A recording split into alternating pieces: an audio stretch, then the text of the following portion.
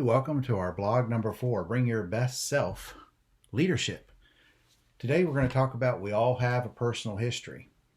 So in our past several blogs, we talked about self-awareness being a key point in improving our leadership skills and our ability to lead and to grow ourselves. We also talked about leadership being the art of two, not so much a science, but more of an art based on the situation. And last week we talked about safety, making it safe to talk. So now let's look at self-awareness a bit. Assessments play a key role in becoming more self-aware. They can show us our strengths, and they can make us aware of our blind spots and opportunities to grow. One of the reasons it's so important for us to become self-aware more and more is because we all have a personal history, and that's our topic today. From the time we're very young, we start learning how to communicate and get our needs met. We learn about people in authority. From our relationship with our parents and other authority figures, we learn what we can talk about, what we should avoid talking about at all costs. We get many messages about our individual self-worth and what we have a right to expect from life. As we get older, we get still more lessons from our peers at school, and we all learn very different lessons depending on the unique circumstances in which each of us grows up. Some of us learn that if we're loud, aggressive, and insistent, we'll get our way most of the time.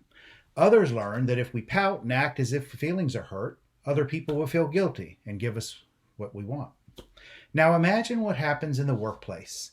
We assemble groups of people with wildly different histories, educational backgrounds, cultural and life experiences. Then we ask them to be good team players and tell them to work together. Most of these people have good intentions, but lack the common framework and the communication skills to make it work. Sooner or later, things break down. The impact on leadership is very important. Once you're in a leadership position, you have the authority to affect other people's lives. They will never see you in quite the same way in which you see yourself.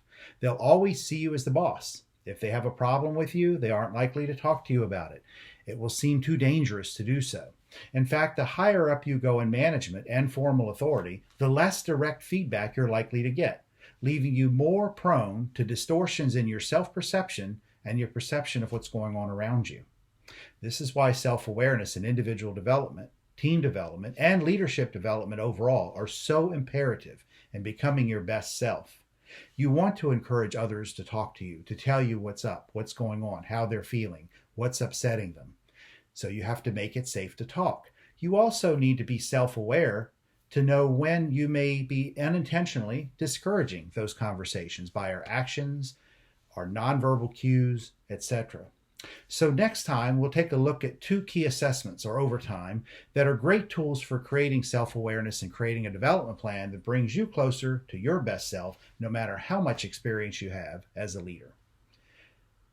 So next time, our topic, we're going to start with the Myers-Briggs Type Indicator.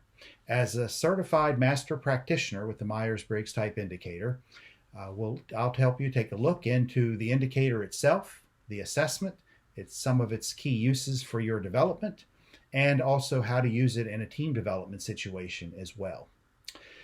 All of this to help improve our interactions with others and acknowledging our blind spots. That's blog number 4 today. We all have a history, and we bring that history with us to everything we do. So let's become self-aware and use that self-awareness to become better leaders and bring your best self to all that you do.